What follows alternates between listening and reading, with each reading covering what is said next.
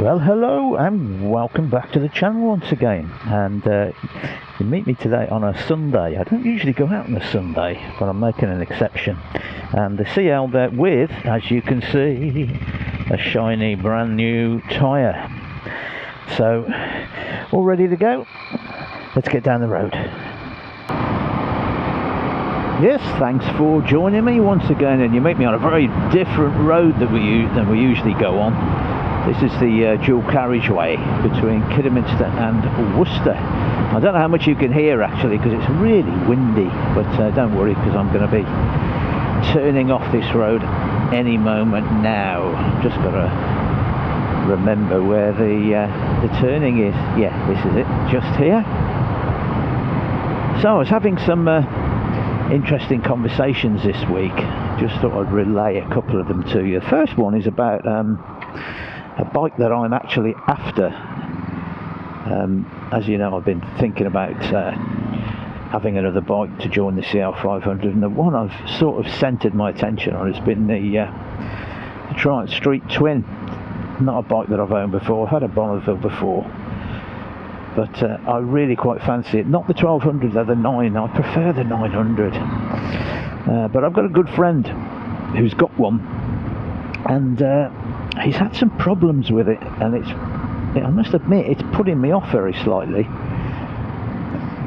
He's had to have the detent mechanism replaced, and that didn't do the trick, so he's ended up having to have a complete bearing replaced in the gearbox. And this is a brand new bike, and I'm getting whispers of the fact that this is actually a thing that happens, not, well, I don't say regularly, but it's not unique, let's put it like that.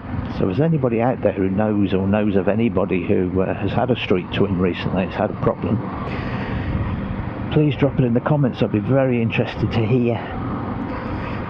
Now, this is actually I'm filming this on June the 1st on a Sunday. Don't usually, as I said, get out on the Sunday, but this is actually my dad's birthday. So what I thought I'd do is come down and see him. He's passed away some time ago, but I'd like to come down and see him, and my mum, who's also buried down here, as is my half brother. So I thought I'd come to it. It's a beautiful church. I thought I might show it you. Now the other interesting chat I had was about I don't want to name the guy, but he's a bike salesman, lead salesman actually, in main dealers, and he was telling me how they've sold 20, I think just over 20 BMWs this month. They're a main BMW dealers, which apparently is pretty good. But it was interesting what he told me as a sideline to that was that the cheapest bike that he sold was £12,500, because we were talking generally about sales and how the cost of bikes have gone through the roof. The cheapest bike all month that he sold, £12,500, and I think the most expensive one was somewhere getting close to 30. Unbelievable, isn't it, the cost of bikes? Is it any wonder that some of these dealers are having issues, and some dealers are sadly closing? Anyway, we're here now. Look at that, will you? This is I'll just stop there a moment. This is St Mary's, Doverdale. Absolutely fantastic, beautiful, picturesque little church. So I'm going to park up here and we'll have a little walk around. And actually, if you've ever seen the thumbnail to my channel, it was actually taken virtually exactly where I'm parked now, nearly 2 years ago now. So there we are, there's the CL, and I think that is almost the thumbnail that I took when I first had the bike back in roughly, I took the picture in June 23. So we're now in June 25. So we'll have a little walk around this stunning church. Right then, this is where I have a fight with my gimbal and hopefully win this time. Yes, it's an amazing little church, this. Absolutely beautiful. And, oh, pheasant there. I don't know if I caught that. So let's go in and see what we have.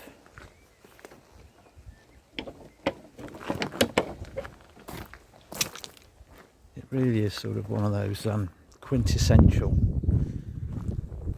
classic English churches. A little spire on top there. It's only tiny. I'll always forget. I like to come here, sadly, to the funeral of my brother and my half brother, and he was a very popular guy. And this place, I mean, I know it's small, but this place, inside and out, was absolutely rammed. He knew that many people.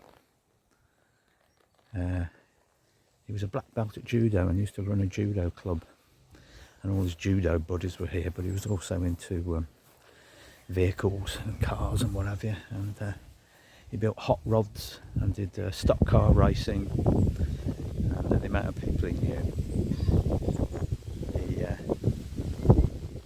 it was quite emotional really, because it absolutely filled the place out. So I'll have a little walk round.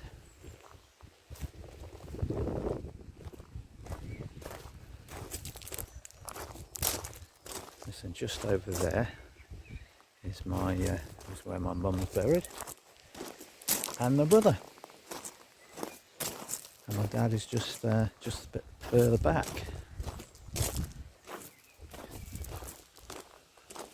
But the setting here is quite stunning. This yew tree here, actually, this one, is supposed to be incredibly old. It certainly looks it, doesn't it? I don't know how old, but apparently very traditional, actually, isn't it, to have a yew tree in a churchyard? There is a reason for that, which escapes me at the moment. I'm sure a lot of you will know the reason for that. I'll have to look it up. I'll have to Google it in a minute. But that's the main entrance there. So quaint, isn't it? Absolutely stunning. And just hasn't changed in, I've known the place for, well, a lot of years. Sadly, I had to come to my, I don't want to be morbid, but I had to come to my mum's funeral here when I was a child. My mum passed away when I was 10 years old. And so I got to know it. I've known it ever since. And it's not changed one bit. It's been kept up really nicely. But yeah, that spire is really quite something, isn't it? Wooden. Beautiful. And some of the, if I remember, some of the oldest gravestones are on this side of the church. I'm trying to see a date on that.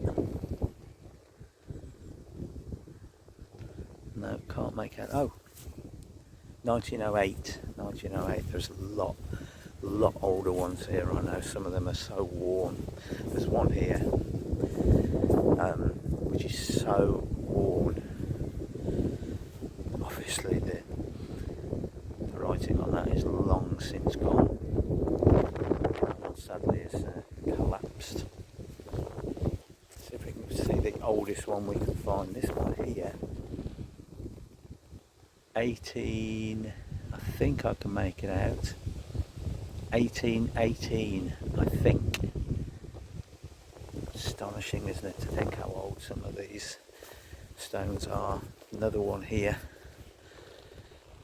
18, I think 1802, am I right in saying that? I think so.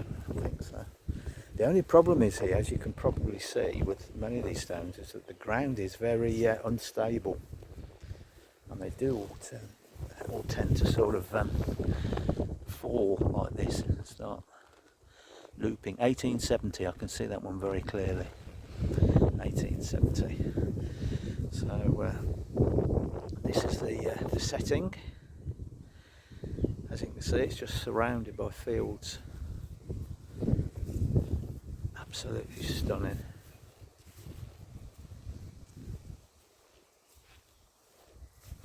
Go around the, what's this? Is a more recent one here. 1968. That's almost current compared to some of the others, isn't it? But yeah, these little tiny churches are dotted all over the country, of course. There's the front door. Let's look at that. And just imagine the amount of people that have passed through that, and from what time periods. Incredible. I don't actually know how old the church is itself. I should. I'll try and find out and I'll put it in the description. There's an old plough there. And that's where you used to wipe your boot before you came in. But yeah, this yew tree, I'd love to know how old that was. Absolutely magnificent and looks so beautiful. So there we are, that's the other side of the church. There's a massive one here actually. Let's go and have a look at this. As I said, the oldest ones are difficult to read. And I think this is going to be as well. Oh, this is to commemorate the war. This is actually a war memorial. Yeah, 1939, 1945. So very fitting that for my dad, because my dad was involved in the Second World War. He was in the medical corps. I think I've told you that before actually. He's in the medical corps, and he went over on D.Day +1. So you can imagine the sort of experience that was in the medical corps. He didn't used to talk about it a lot, but when he did, it sounded truly horrific, and he was a very, very young man. But today, if he'd have been alive still, he would have been 103 years old. My dad, 103. He died exactly 10 years ago today, 93. So there we are, there's the churchyard, and that one property that overlooks it. Absolutely stunning property.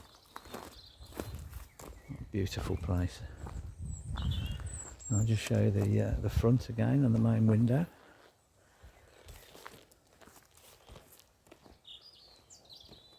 There's another sort of a tomb here. I don't know what this is all about.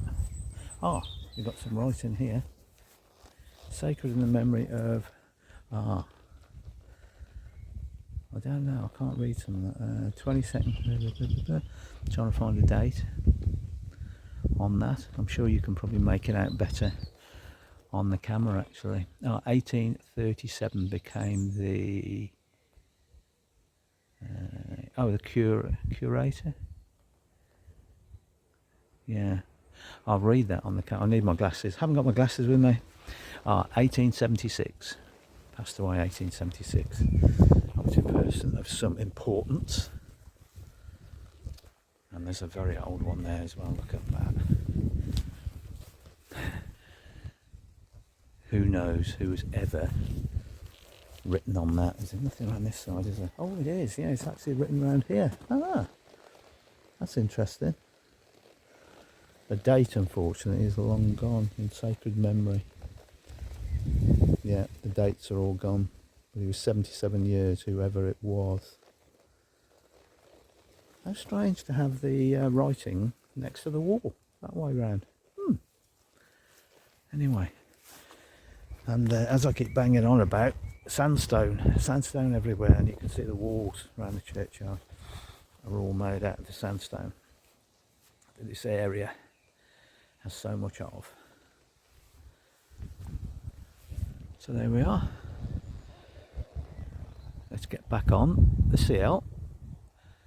I'll see you in a minute.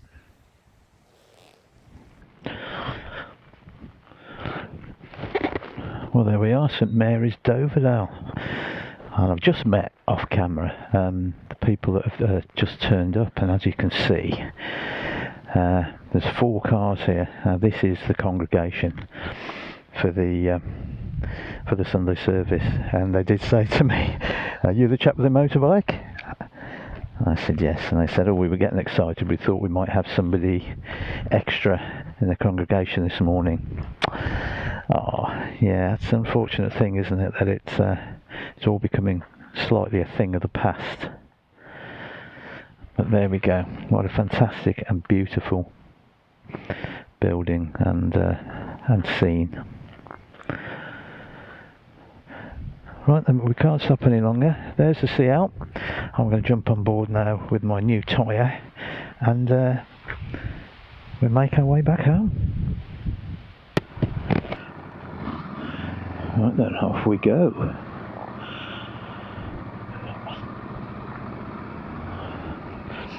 I remember at my brother's funeral that I came to, parking was somewhat of an issue.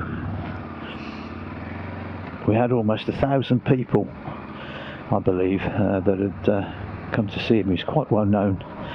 It was my brother. He was a judo black belt and trained, ran the local judo club, and was also involved in cars. He was a stock car racer, built his own stock cars and raced them at a local racetrack, and it's quite a character, to say the least. And the parking was a nightmare. They were parked absolutely everywhere up and down these lanes. Yeah, very memorable day.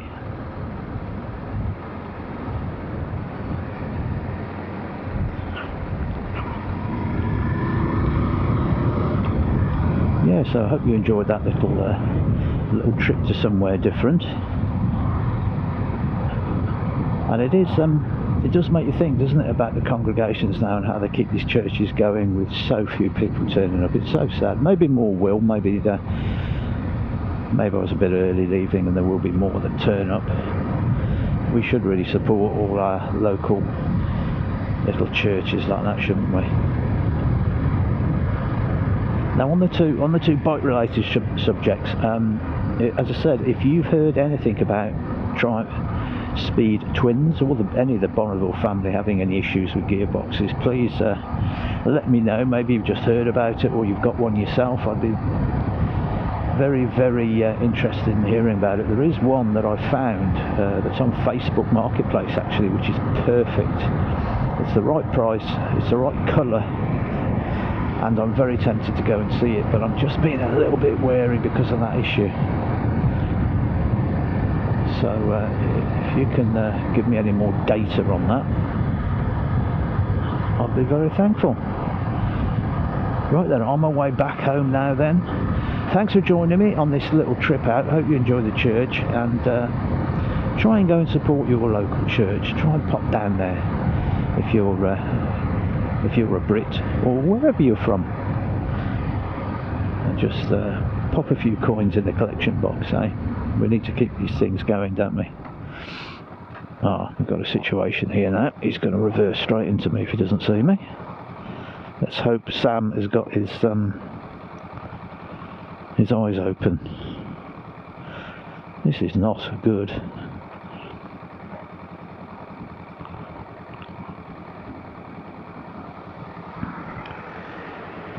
Yes, that's where a motorbike is not at its best, isn't it? When you've got to reverse. Right, survived that. That's all from me then. Thanks for joining me, and I will see you in the next one. Who knows where?